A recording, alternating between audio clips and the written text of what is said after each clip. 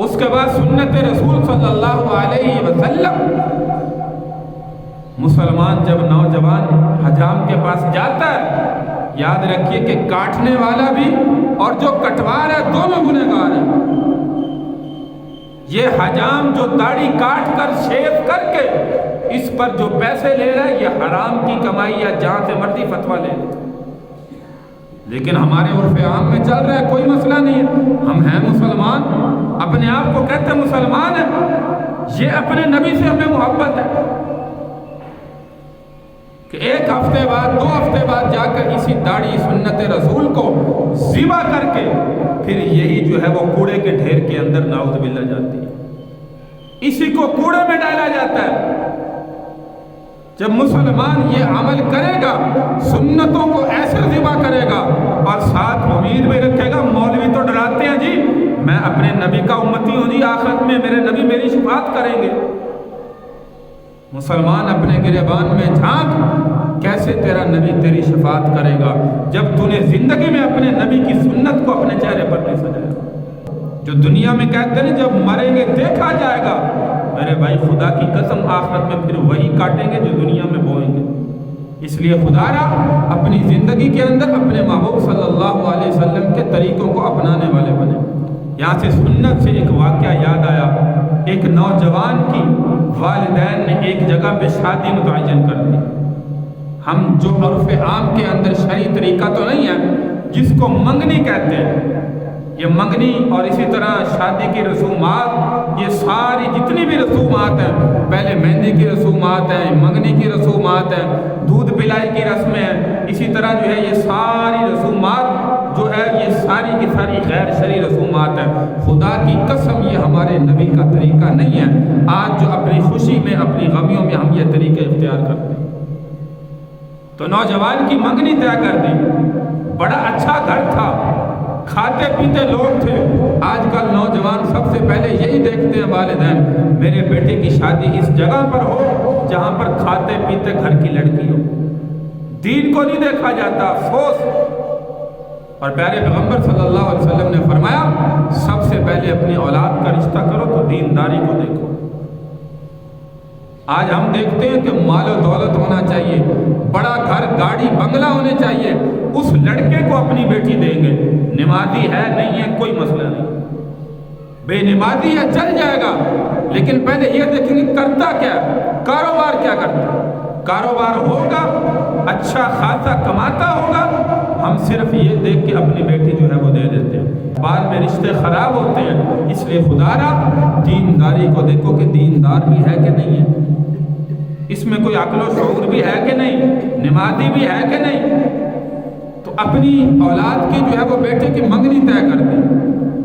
منگنی طے کرنے کے بعد جو ہے وہ بیٹا باپ کے پاس علیحدگی میں آیا، کمرے میں بیٹھے تھے۔ باپ کہنے لگا بیٹے کو، بیٹا آپ کا رشتہ جو ہے وہ پتہ ہے میں نے طے کر دیا۔ بیٹے نے کہا جی ابو جان مجھے پتہ ہے۔ فرمایا کہ لڑکی کے والدین کی ایک شرط ہے، وہ شرط جو ہے وہ تمہیں ماننی پڑے گی۔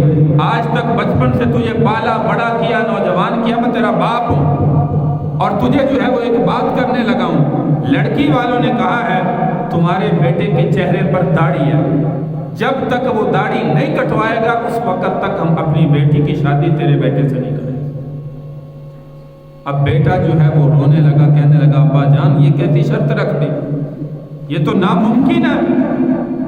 جب دل میں حب نبی ہو، پیارے پیغمبر صلی اللہ علیہ وسلم کی حقیقی محبت ہو، آج ہمارے جیسا نوجوان تو پیسے دے کے کہتا ٹھیک ہے جی کوئی مسئلہ نہیں، ماں باپ نے کہا ماں باپ کا حکم ماننا چاہیے، ماں باپ کی اطاعت میں رب کی اطاعت ہے، ماں باپ کی نافرمانی میں رب کی نافرمانی ہے، ایسے فتوے دینے شروع کر دیتے ہیں۔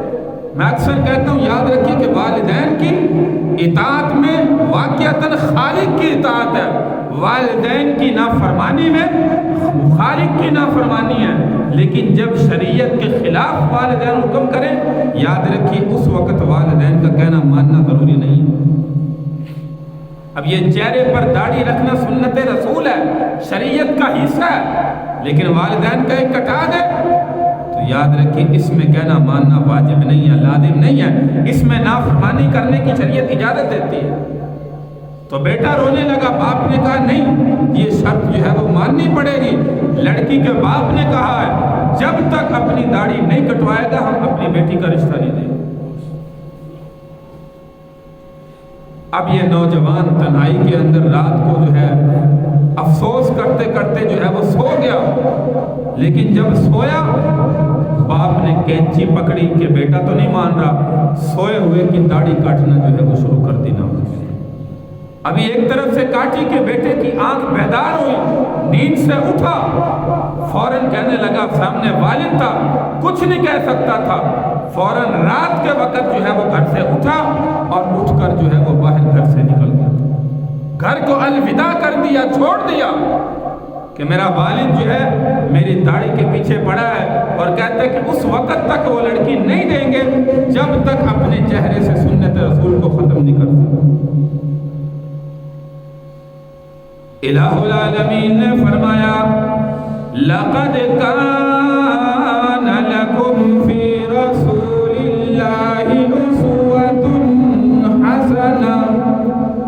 اے نوجوانوں، اے بزرگوں، اپنی زندگی میں اپنے نبی کے طریقوں کو سجانے والے بن جاؤ. میرے بھائیوں، یہ نوجوان رات کی تنہائی میں نکل پڑا. راستے پر چلتا چلتا اچانک دور دراز علاقے میں پہنچا. وہاں پر جا کر دیکھا ایک مسجد کا دروازہ کھلا ہے. یاد رکھیے دنیا کے دروازے رات کو بند ہو جاتے ہیں. کوئی فقیر کسی بادشاہ کے دروازے پر جائے رات کو دروازہ بند کر دیا جاتا ہے. ایک عام چودھری کا دروازہ کسی بھی سائل کے لیے بند کر دیا جاتا ہے. لیکن یہ احکم الحاکمین کا دروازہ ہے. یاد رکھیے جو کبھی بھی بند نہیں ہوتا. یہ تو آج کل ہمارے حالات ایسے ہیں. آج کل ہم نے اللہ کے گھروں کو بھی تالے لگانا شروع کر دیے. یہ بھلے وقت ہوا کرتے تھے. یہ نوجوان مسجد کے اندر رات کو داخل ہوا اور رات کو داخل ہو کے اللہ اکبر وضو کرنے کے بعد اللہ کے سامنے آہوداری کرنے لگا. 2 رکعت نفل پڑھنے کے بعد اپنے اللہ کے سامنے رو رہا ہے اور کہہ رہا ہے اے اللہ میرا کیا قصور ہے؟ میں سنت رسول کو ذبح نہیں کر سکتا لیکن میرے والدین میرے پیچھے پڑے ہیں. اے اللہ تو کوئی حل نکال دینا. اے اللہ تو احکم الحاکمین ہے. تو گنہگاروں کی دعاؤں کو بھی سننے والا ہے نا. اللہ تبارک و تعالی نے اس نوجوان کے یہ الفاظ اپنے گھر کے اندر سنے. یہ نوجوان دعا مانگنے کے بعد تھوڑی دیر کے لیے اطمینان سے سونے کا ارادہ کیا. ابھی آنکھ لگی تھی کہ دروازے پر دستک ہوتی ہے. دستک دینے والا نام لیتا ہے اور کہتا ہے اے نوجوان دروازہ کھول، میں اندر آنا چاہتا ہوں. یہ نوجوان اٹھا اور فوراً سوچ کر کہنے لگا میں تو اتنے دور دراز علاقے میں آیا، مجھے یہاں پہ کوئی جانتا بھی نہیں. یہ نوجوان کون ہے جو نام لے کر میرا مخاطب ہو کے دروازہ کھولنے کا حکم دیتا ہے؟ یہ نوجوان گیا، دروازہ کھولا. اجنبی بندہ آ کر اس نوجوان کو اپنے سینے سے لگایا. اپنے سینے سے لگا کر کبھی اس کی پیشانی کو بوسہ دیتا ہے، کبھی چہرے کو بوسہ دیتا ہے اور بوسہ دیکھ کر کہنے لگا کہ میں کتنا خوش نصیب انسان ہوں. نوجوان کہنے لگا کیا ہوا؟ تو کون ہے؟ میں تجھے نہیں جانتا. میرا نام تو کیسے جانتا ہے؟ آنے والا نوجوان کہنے لگا میں رات کو عشاء کی نماز پڑھنے کے بعد اپنے گھر میں جا کر سویا اور خواب کے اندر اللہ کے محبوب صلی اللہ علیہ وسلم کی زیارت ہوئی. کس کی زیارت ہوئی؟ پیارے پیغمبر صلی اللہ علیہ وسلم کی زیارت ہوئی. اللہ کے محبوب صلی اللہ علیہ وسلم نے فرمایا اے نوجوان تو سو رہا ہے، مسجد میں میرا ایک عاشق موجود ہے، جا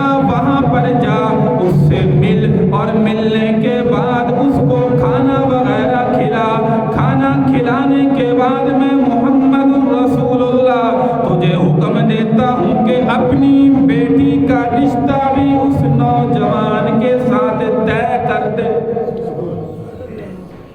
اس نوجوان نے کہا میں بڑا خوش نصیب ہوں کہ تو مجھے مل گیا۔ اللہ کے نبی نے خواب کے اندر مجھے فرمایا، اس نوجوان کے کھانا کھلایا، بیٹھ کر ضیافت فرمائی، اور ضیافت کرنے کے بعد اس نوجوان کے نکاح میں راتوں رات اسی وقت اپنی بیٹی کا رشتہ طے کر دیا۔ یہ ہوتی ہے میرے بھائی اللہ کے نبی کی ایک سنت کے ساتھ محبت کا نتیجہ، کہ گھر سے باپ نے کہا اگر داڑھی کٹائے گا تو لڑکی ملے گی، لیکن یہ نوجوان گھر چھوڑ کر یہاں سے چلا گیا کیونکہ دل میں حقیقی محبت رسول تھی۔